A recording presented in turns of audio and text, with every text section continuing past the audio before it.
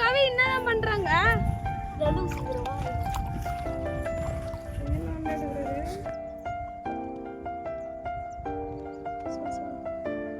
நண்டு பிடிக்கிற வாயா, நண்டு பிடிக்கலாம். கடைக்கு போலான்னு சொல்லிட்டு நீ ஜாலியா நண்டு பிடிச்சிருக்கிறியா? நான் எங்கப்பா ஜாலியா இருக்கிறேன். நீ ஜாலியா தான் இருக்கிறதோ நண்டு பிடிச்சின்னு இருக்கிறியா? நான் ஜாலியா இருக்க, நீ பாத்தியா? நீ ஜாலியா தான் நண்டு பிடிச்சிரு கடையில. எங்க அம்மா அப்பா எவ்வளவு கஷ்டப்படுறாங்க தெரியுமா உனக்கு? அப்படின்னா கஷ்டப்படுறாங்க. அவங்க லோன் வாங்கி வச்சிருக்காங்க, அந்த கஷ்டம் உனக்கு தெரியுமா? லோன் எதுக்கு வாங்கினாங்க?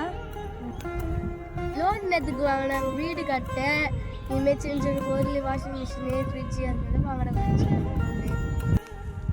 சரி, நிம்மதியாக வீட்டில் சாப்பிட்டு படுக்கிறீங்களா? தான் இருக்கு. காலைல வெடிகாலம் வேலைக்கு போயிடுறாங்க, அதோட நைட்டு தான் வராங்க. என்ன பண்ணது?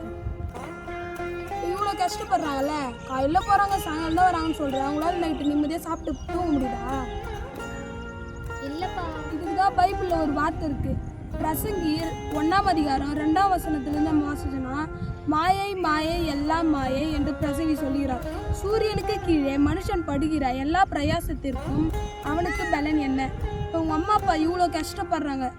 எதிர்த்து வீடு கட்டினா நம்மளும் வீடு கட்டுது, அவங்க வண்டியில் போனால் நம்ம காரில் பார்த்து எல்லா தப்பையும் உங்கள் அம்மா அப்பா பண்ணிவிட்டு என்னைக்காச்சும் ஒரு நாள் ஆச்சு நீங்கள் சமாதானத்தை தேடுறீங்களா? இல்லைப்பா. பைபிளில் யோவானில் என்னோட சமாதானத்தை வைத்துட்டு போறேன்னு ஆண்டவர் சொல்கிறாரு. அது என்னைக்காச்சும் நம்ம தேடி இருக்குமா? இல்லைப்பா. குடும்பமாக உட்காந்து சாப்பிட்றது தான் சமாதானமே.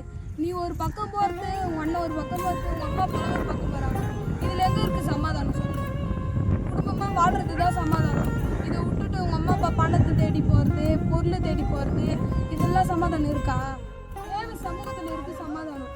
குடும்பமாக நீங்கள் சேர்ந்து ஆண்டவரை தேடினீங்கன்னா கண்டிப்பாக உங்களை ஆசைப்படுங்க. பேச